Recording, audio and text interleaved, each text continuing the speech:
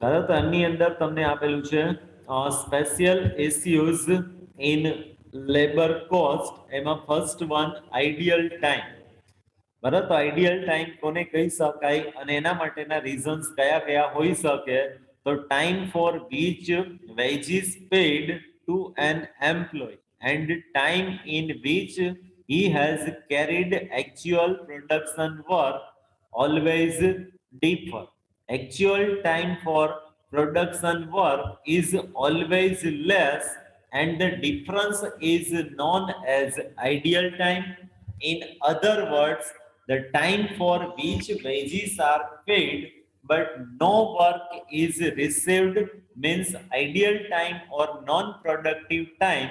For example, a worker's working for a whole day of 8 hours is paid wages for 8 hours, but in this 8 hours time spent for instruction, 10 minutes time spent for getting raw material and loose tools, 10 minutes, recess time, 30 minutes are included in which no production is performed. So actually an employee has worked for 7 hours and 10 minutes and 50 minutes is ideal time. એટલે માની લો કે કોઈ કર્મચારીને આપણે એક દિવસના 8 કલાકનો time આપેલો હોય, 8 કલાક માટેનું આપણે એમને વેજીસ પે કરીએ છીએ, પણ એ ખરેખર 8 કલાક કાર્ય કરતા હશે નહીં. તો એમાંથી તમને એક સિમ્પલ ઇલિસ્ટ્રેશન્સ આપેલું છે, એક્ઝામ્પલ્સ આપેલું છે કે 10 મિનિટ છે એમને ઇન્સ્ટ્રક્શન આપવા માટેનો ટાઈમ જાય છે, બીજી 10 મિનિટ છે એ મટીરીયલ્સ અને લૂઝ ટૂલ્સ ને કલેક્ટ કરે છે એના માટેનો ટાઈમ જાય છે, અને 30 મિનિટ્સ એમની રિસેસ ટાઈમ છે. અહીંયા 50 મિનિટ એ 8 કલાકમાંથી એવા છે કે જે સમય દરમિયાન એને કોઈ પણ પ્રકારનું કાર્ય કરેલું હશે નહીં. બરાબર, એટલે ખરેખર ઉત્પાદન પ્રક્રિયા છે એને 7 કલાક અને 10 મિનિટ જ કરેલી છે. તો અહીંયા આપણે એને વેજીસ છે તો 8 કલાકને ધ્યાનમાં રાખીને જ પે કરતા હોઈએ છીએ. તો અહીંયા જે 50 મિનિટ્સ દરમિયાન કોઈ પણ પ્રકારનું કાર્ય થયેલું નથી, તો એ ટાઈમને જનરલી આઈડિયલ ટાઈમ મીન્સ કે નિષ્ક્રિય સમય તરીકે ઓળખવામાં આવશે. હવે આવું આઈડિયલ ટાઈમ્સ ક્રિએટ થવા માટેના રીઝન્સ કયા કયા હોઈ શકે? તો time for distributions of work among workers, એટલે દરેકે દરેક કામદારો વચ્ચે કામની તમે વહેંચણી કરો છો. Time for reaching to actual production place, એટલે એકચ્યુઅલ પ્રોડક્શન પ્લેસ સુધી પહોંચવા માટે જે સમય લાગે છે. Time for setting machine, tea time or lunch time, time wasted when machine is under repair, એટલે મશીન છે એ જો કોઈ ખરાબ હોય અને એને રિપેર કરવાની જરૂરિયાત હશે તો ત્યારે બી એ ટાઈમ વેસ્ટેડ થશે. Time wasted due to lack of supply of material, માલ સામાન યોગ્ય સમયે નહીં મળે તો એના કારણે બી પ્રોડક્શન અટકાવવું પડતું હોય. Ideal time due to inefficiency of supervisor, સુપરવાઇઝરની ઇનએફિશિયન્સી હશે તો એના કારણે બી આઈડિયલ ટાઈમ જોવા મળતો હશે. Time spent for training and giving instruction to apprentice and new workers, કોઈ નવા વર્કર્સ આવશે એને તાલીમ આપવાની જરૂરિયાત હોય અથવા તો એપ્રેન્ટિસ હશે એને તમે કામ સમજાવશો તો એના માટે બી તમારો ટાઈમ જશે, તો એ બી જનરલી આઈડિયલ ટાઈમ તરીકે આપણે કન્સિડર કરી શકીએ. ઇન શોર્ટ, આઈડિયલ ટાઈમ એટલે એવા પ્રકારનો સમય કે જે સમય માટેનું વેજીસ પે કરવામાં આવે છે પણ એ સમયગાળા દરમિયાન કોઈ પણ પ્રકારનું કાર્ય કરવામાં આવતું હોતું નથી. તો એવા પ્રકારના સમયને આઈડિયલ ટાઈમ અથવા તો એને બીજા અર્થમાં અનપ્રોડક્ટિવ ટાઈમ મીન્સ કે અનુત્પાદક સમય કે નિષ્ક્રિય સમય તરીકે ઓળખવામાં આવે છે. Ideal time is of two types. બરાબર, બે પ્રકારના આઈડિયલ ટાઈમ આપણને જોવા મળે છે અથવા તો એને આપણે બે ભાગની અંદર વિભાજિત કરી શકીએ. Normal ideal time and abnormal ideal time. તો એમાં ફર્સ્ટ વન જોઈએ, normal ideal time is inherent in any work situation and cannot be eliminated or reduced. Thus, ideal time is unavoidable and so also known as unavoidable or uncontrollable.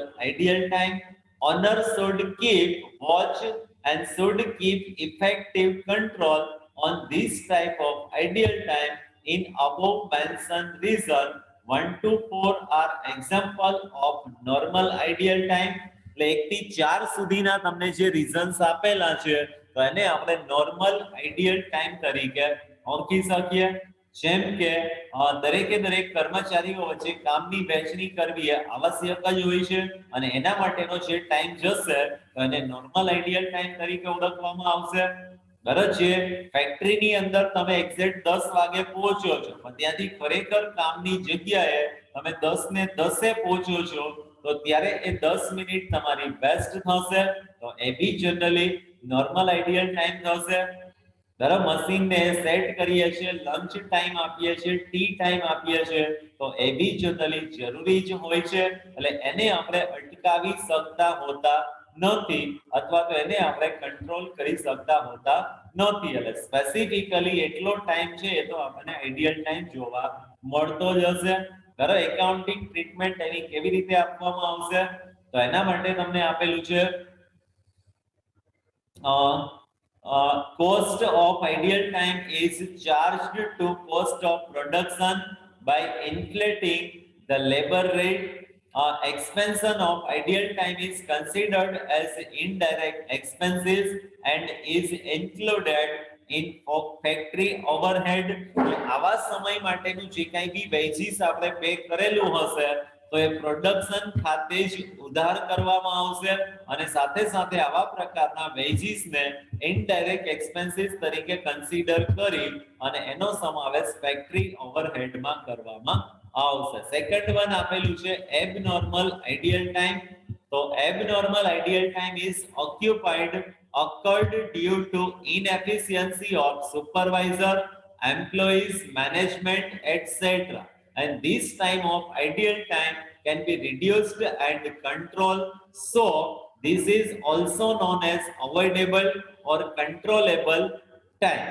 The reason 5 to 8 are example of this of ideal time. એટલે 5 થી 8 સુધીના જે આપણને example આપેલા છે કે માની લો કે મશીનરીની અંદર કોઈ પણ પ્રકારનો ફોલ્ટ હશે અને રિપેર કરવાની સર્વિસ કરવાની જરૂરિયાત હશે અને એ સમય દરમિયાન એમ્પ્લોઈઝ દ્વારા કોઈ પણ પ્રકારનું કાર્ય થશે નહીં, યોગ્ય સમયે યોગ્ય પ્રમાણમાં માલ સામાન નહીં મળી શકે તો ત્યારે બી કામ અટકાવવું પડશે. એમ છતાં બી એ સમય માટેનું વેતન તો એમને ચૂકવવામાં આવતું જ હશે. બરાબર. સુપરવાઇઝરની ઇનએફિશિયન્સી હશે, મેનેજમેન્ટની ઇનએફિશિયન્સી હશે તો એવા સંજોગોમાં ઘણી વખત જો કોઈ એમ્પ્લોઈઝને પ્રોપર ટાઈમે તમે પ્રોપર ઇન્સ્ટ્રક્શન નહીં આપેલી હોય તો વિધાઉટ ઇન્સ્ટ્રક્શન પણ એમ્પ્લોઈઝ કાર્ય શરૂ કરશે નહીં. તો એ પ્રકારના આઈડિયલ ટાઈમને એબનોર્મલ આઈડિયલ ટાઈમ તરીકે ઓળખવામાં આવશે અને આને આપણે ધારીએ તો એને કંટ્રોલ કરી શકીએ છીએ અને આપણે અવોઇડ કરી શકીએ છીએ કે જેથી કરીને એમાં જો પ્રયત્નો કરવામાં આવે તો આ પ્રકારના એબનોર્મલ આઈડિયલ ટાઈમને રિડ્યુસ કરી શકાય છે. Treatment in cost accounting. The cost of abnormal ideal time is treated as abnormal loss and it is debited to profit and loss account. એટલે આ પ્રકારનો જે આઈડિયલ ટાઈમ છે એના માટે પણ જે વેજીસ ચૂકવવામાં આવે છે તો એ આપણા માટે એક પ્રકારનો એબનોર્મલ લોસ થશે અને આવો લોસ પ્રોફિટ એન્ડ લોસ એકાઉન્ટમાં ડેબિટ કરવામાં આવશે. એટલે પહેલી ટર્મ્સ તમને આપેલી છે ideal time. Than second one is overtime. Overtime એટલે જે એનું કામ કરવાનો સમયગાળો પૂર્ણ થઈ ગયેલો હોય પછી વધારાના સમય દરમિયાન એ એમ્પ્લોઈઝ પાસેથી કામ લેવામાં આવે તો એને ત્યારે જનરલી આપણે ઓવરટાઈમ તરીકે ઓળખી શકીએ. બરાબર. એના માટેનું વેજીસ છે એ બી જનરલી અલગથી એ જે તે એમ્પ્લોઈઝને પે કરવામાં આવતું હોય છે. Normally daily working hours are decided and are fixed but the work done beyond normal working hours is known as overtime એટલે સામાન્ય રીતે દરેકે દરેક એમ્પ્લોઈઝ ને કામ કરવા માટેના 8 અવર્સ એલોકેટ કરેલા હોય, પણ જો એ એમ્પ્લોઈઝ 8 અવર્સ કરતા વધારે સમય માટે કાર્ય કરે છે તો આ વધારાના સમયને ઓવરટાઈમ તરીકે ઓળખવામાં આવશે. For overtime work, worker is paid at higher rate as per Factories Act. Every worker is required to work not more than 9 hours uh, a day and 48 hours in a week.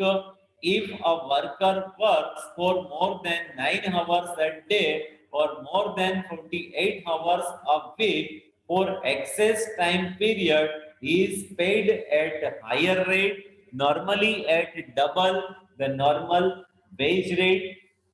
અને આવો overtime એટલે કે કોઈ પણ factories act અનુસાર તમે જોઈશો તો એ કર્મચારીઓ પાસેથી મેક્સિમમ તમે 9 અવર્સ જ પર ડે ના વર્ક લઈ શકો. પણ જો કદાચ કોઈ ફેક્ટરીઝની અંદર કોઈ કંપનીની અંદર કોઈ એમ્પ્લોઈઝ 9 અવર્સ કરતા વધારે વર્ક કરે છે અથવા તો 8 અવર્સ કરતા વધારે સમય માટે કાર્ય કરે છે તો આ વધારાના સમયને ઓવરટાઈમ તરીકે ઓળખવામાં આવશે. અને આવા ઓવરટાઈમ માટે એમને હાઈ રેટ અનુસાર વેજીસ પે કરવામાં આવે છે. અને ઘણી વખત એ નોર્મલ અવર્સની કમ્પેરિઝનમાં ડબલ જેટલું વેજીસ એ ઓવરટાઈમ માટેનું એને ચૂકવવામાં આવતું હોય છે. વાય ઓવરટાઈમ ઇઝ નેસેસરી, ઓવરટાઈમની જરૂરિયાત શા માટે પડે છે? To meet more production that can be justified by normal working hours. એટલે નોર્મલ વર્કિંગ અવર્સ માટે તમે જે પ્રોડક્શન કન્સિડર કરેલું હોય, હવે એના કરતા જો વધારે પ્રોડક્શન કરવાની જરૂરિયાત હોય તો ત્યારે એવા સંજોગોમાં બી ઓવરટાઈમનો યુઝ કરવામાં આવશે. To meet the specific order and to supply the goods in time limit. બરાબર, જો કોઈ વેન્ડર્સ ને ઓર્ડર્સ મળેલો હશે એટલે મોટો ઓર્ડર હોય અને ચોક્કસ સમય મર્યાદામાં એમને આપણે સપ્લાય આપવાનું હોય તો ત્યારે એવા સંજોગોમાં બી નોર્મલ ટાઈમ અનુસાર કદાચ કામ કરવામાં આવે તો એટલું પ્રોડક્શન થઈ શકે તેમ ન હોય તો ત્યારે એવા સંજોગોની અંદર મેન્યુફેક્ચરર દ્વારા પોતાના એમ્પ્લોઈઝને ઓવરટાઈમ કરાવવામાં આવતો હોય છે. Overtime work is done at request or instruction of customer. એટલે કસ્ટમરની કોઈ ઇન્સ્ટ્રક્શન હશે, એની કોઈ રિક્વેસ્ટ હશે માલ સામાન પૂરો પાડવા માટેની, તો એવા સંજોગોમાં બી ઓવરટાઈમનો યુઝ કરવામાં આવે છે. Overtime work has been necessitated due to delay, fault, interruption in plant and machinery, material supply, electricity supply, etc. Overtime work is also necessary due to abnormal circumstances such as flood, fire, accident, earthquake, etc. એટલે જો આવી કોઈ કુદરતી આફતો આવેલી હશે અને એવા સંજોગોની અંદર જોઈએ તેટલું ઉત્પાદન થયેલું નહીં હોય અને એમ છતાં બી કસ્ટમરને આપણે ચોક્કસ સમયગાળામાં ચોક્કસ માત્રામાં માલ સામાન પૂરો પાડવો છે તો ત્યારે એવા સંજોગોની અંદર બી ઓવરટાઈમનો યુઝ કરવામાં આવે છે. Effect of overtime for industrial unit, overtime is not a healthy practice and creates adverse effect due to the following. એટલે ઓવરટાઈમ દરેકે દરેક વખતે અથવા તો રોજે રોજ કરાવવો એ જનરલી યોગ્ય ગણી શકાય નહીં. તો એના માટે જો આવી ખાસ પરિસ્થિતિનું સર્જન થાય તો અને તો જ આપણે ઓવરટાઈમનો યુઝ કરવો જોઈએ. અધરવાઇઝ એનાથી ઘણી બધી નેગેટિવ અથવા તો એડવર્સ સિચ્યુએશન્સ ક્રિએટ થતી જોવા મળશે. Results in access labour cost. એટલે જો ઓવરટાઈમ દ્વારા તમે વર્ક કરાવશો તો ત્યારે તમારી લેબર કોસ્ટમાં એટલો વધારો થશે. Reduced productivity and efficiency during normal working hour. એટલે એ એમના જે સામાન્ય કામના કલાકો હશે તો એમાં એની એફિશિયન્સી અને પ્રોડક્ટિવિટી રિડ્યુસ થતી જોવા મળશે. Adverse effect on health of workers. એટલે જો જરૂરિયાત કરતા વધારે સમયમાં કાર્ય કરે છે તો એમ્પ્લોઈઝના હેલ્થ ઉપર પણ એમની અસર થવાની શક્યતાઓ રહેલી હોય છે.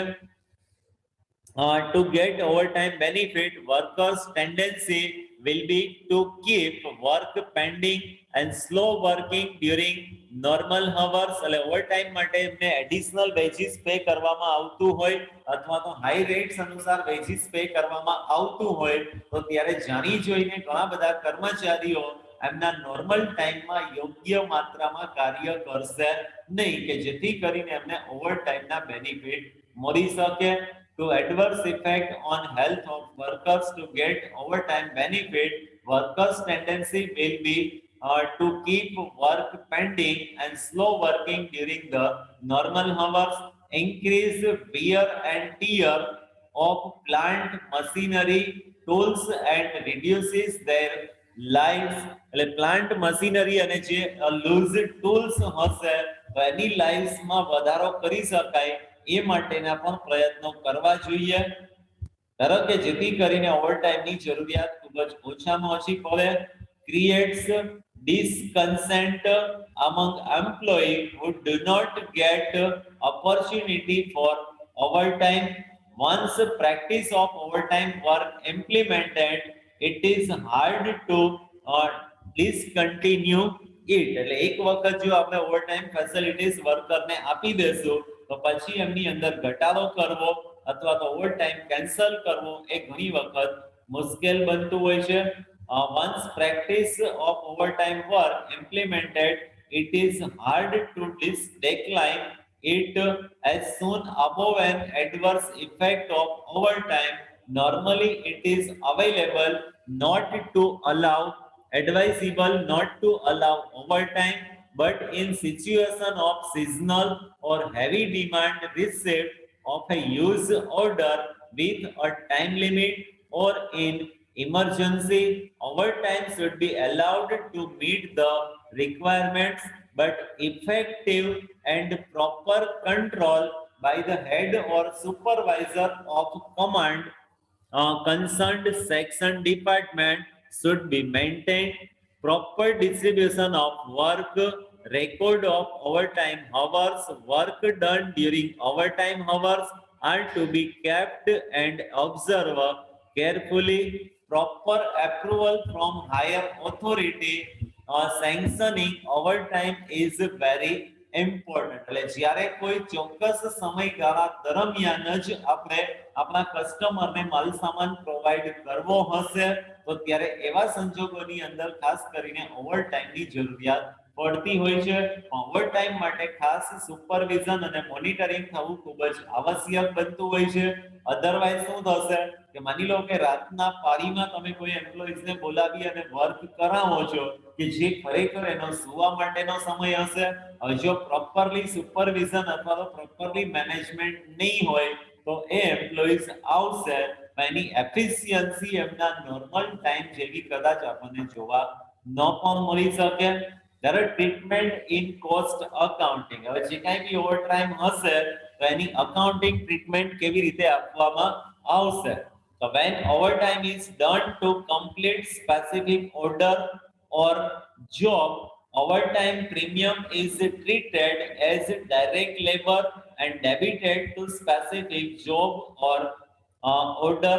એટલે ઓવરટાઈમ માટેનું જે વેજીસ પે કરવામાં આવશે તો એ પ્રોડક્શન સાથે ડાયરેક્ટલી રિલેટેડ હશે કે જેથી કરીને આવા લેબર ચાર્જીસને ડાયરેક્ટ એક્સપેન્સીસની અંદર જ દર્શાવવામાં આવશે અને એ જે તે જોબ અથવા તો ઓર્ડર ખાતે જ ડેબિટ કરવામાં આવશે. When overtime is done to meet the increasing demand, to meet temporary extra demand or peak seasonal demand, overtime premium should be included in factory overhead. જ્યારે ખાસ કરીને કોઈ એવી સ્પેસિફિકલી સિઝન્સ માટે અથવા તો માર્કેટની અંદર ખાસી એવી ડિમાન્ડ છે અને એના માટે ખાસ કરીને જે કંઈ બી વર્ક કરવામાં આવે છે અને એના માટે જે કંઈ બી ઓવરટાઈમ વેજીસ પે કરવામાં આવે તો એનો સમાવેશ ઘણી વખત ફેક્ટરી ઓવરહેડની અંદર એટલે કે ઇનડાયરેક્ટ વેજીસ તરીકે અમને કન્સિડર કરવામાં આવશે. When overtime occurred due to abnormal circumstances or situations beyond control, at the time overtime amount should be debited to profit and loss account એટલે માની લો કે કોઈ એવી એબનોર્મલ સર્કમસ્ટન્સીસ હશે, એબનોર્મલ સિચ્યુએશન્સ હશે કે જેને કંટ્રોલ કરી શકાય તેમ ન હોય, તો ત્યારે એવા સંજોગોની અંદર ઓવરટાઈમ માટેનું જે કંઈ બી વેજીસ પે કરવામાં આવશે તો એ પ્રોફિટ એન્ડ લોસ એકાઉન્ટમાં ઘણી વખત ડેબિટ કરવામાં આવે છે. તરત ત્યાર પછીનો નેક્સ્ટ પોઈન્ટ આપેલો છે healthy holiday and live with pay. એટલે માની લો કે કોઈ રજાના દિવસોએ અથવા તો ચાલુ પગાર સાથે આપણે એમને કોઈ લીવ આપીએ છીએ તો ત્યારે બી એમને વેજીસ પે કરવામાં આવશે. ભાઈ જે તે કર્મચારી છે એ કંઈ પણ કાર્ય એ સમયગાળા દરમિયાન કરતા નથી અથવા તો ફેક્ટરીએ બી આવતા હોતા નથી, તો public holiday like Republic day, Diwali, Holi, નાતાલ and Eid etc. are declared as public holiday with pay. The holidays declared during the year is the matter of management policy and should be decided in the beginning of the year. એટલે આખા વર્ષ દરમિયાન આવી અમુક પ્રકારના public holidays આવતા હોય છે, એમ છતાં બી એનું વેજીસ છે એ સમયગાળા દરમિયાન શરૂ જ હશે. Clear? In addition to holidays, workers are entitled to get leave with pay or some days in a year, which is known as casual leave. Besides this leave, sick leave and earned leave are also the privilege of the workers for certain days according to need of the employee. All these leaves are leave with pay. એટલે કોઈ પણ કારણોસર જો કોઈ કર્મચારીઓને ચાલુ પગારે રજા આપવામાં આવેલી તો એને બી આપણે જનરલી લીવ વિથ પે તરીકે ઓળખી શકીએ. All these leaves are leave with pay. Payment of wages or salary for holiday and leave with pay is unproductive because no production is carried on ever though full wages are paid. So this cost is treated as overtime expenses. Other way to charge the holiday and leave with pay to product job or batches is at an inflated rate of wages. એટલે જો આવા સંજોગોની અંદર કોઈ પણ public holidays હશે અથવા તો એમને લીવ વિથ પે તમે આપેલી હશે તો ત્યારે એ સમયગાળા દરમિયાન કોઈ પણ પ્રકારનું કાર્ય થયેલું હશે નહીં, એમ છતાં બી એ સમયગાળા માટેનો વેજીસ તો જે તે એમ્પ્લોઈઝને પે કરવામાં આવતો જ હશે. If possible, an estimated cost of all holidays and expected leaves should be worked out and spread over all the months of the year on equal basis. So the cost of this kind of leave and holidays will be equal for every month. એટલે દરેકે દરેક મહિનામાં એક જ સરખા પ્રમાણમાં આ પ્રકારની રજાઓ મળે, કેઝ્યુઅલ લીવ્સ મળે, તો એ માટે મેનેજમેન્ટ દ્વારા બી અમુક પ્રકારના પ્રયત્નો કરવામાં આવશે. ધેન નેક્સ્ટ પોઈન્ટ આપેલું છે casual workers and out workers. તો casual workers are not the regular employee of the factory, but they are appointed to meet the daily requirement of the production, generally to replace absences. For this reason, they are known as badli kamdar.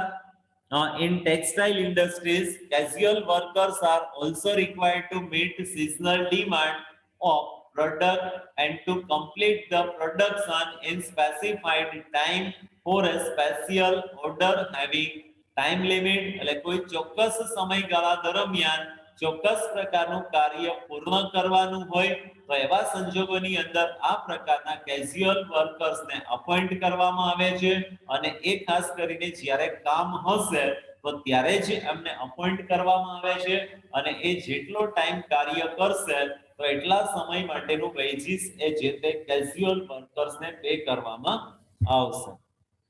The casual workers are given job card or time card of different color.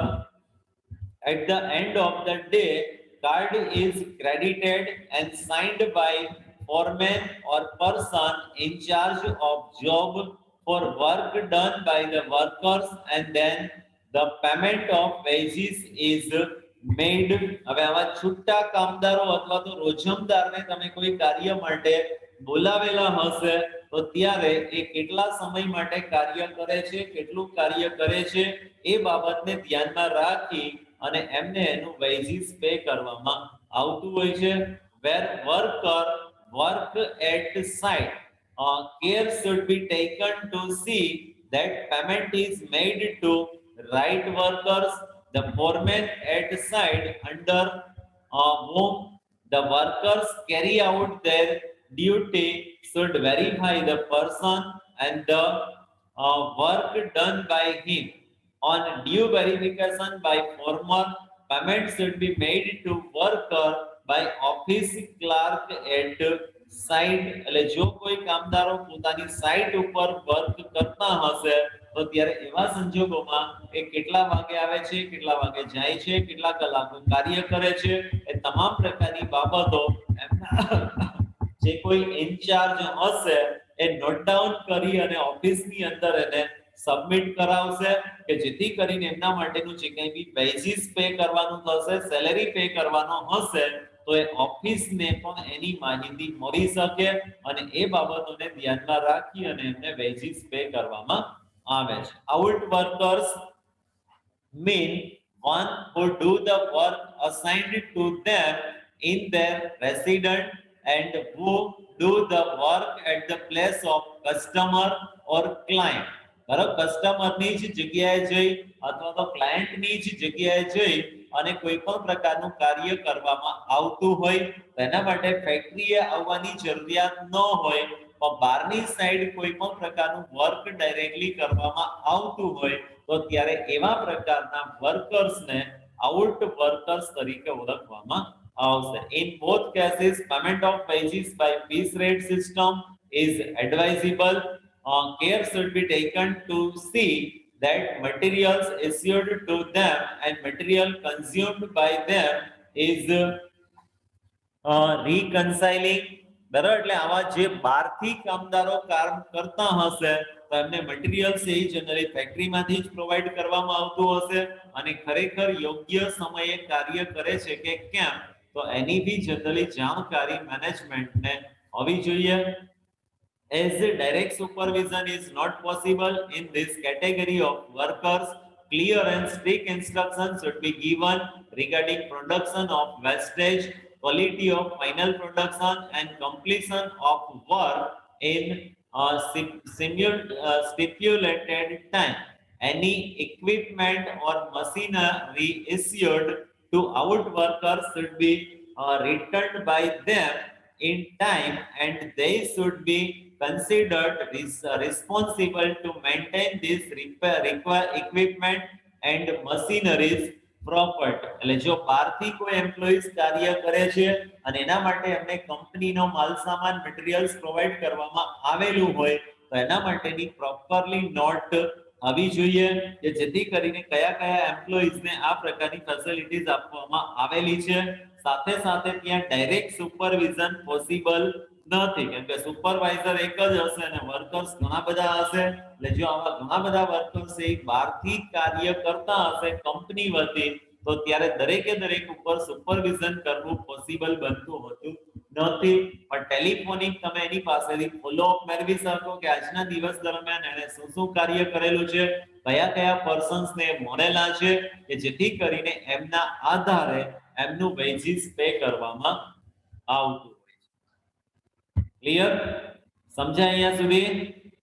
ત્યાર પછી આગળ આપેલું છે apprentice veggies. As per apprentice act of 1961 in India, in certain big industries, it is made compulsory to recruit apprentice and give them proper training. Normally, wages or salary given to them should be debited to job or work for which they have been appointed, but as they are a trainer, their efficiency will be below standard and they cannot get normal quantity of production in time limit and depreciation cost of machine, increased wastage and spoilage of raw material also increases.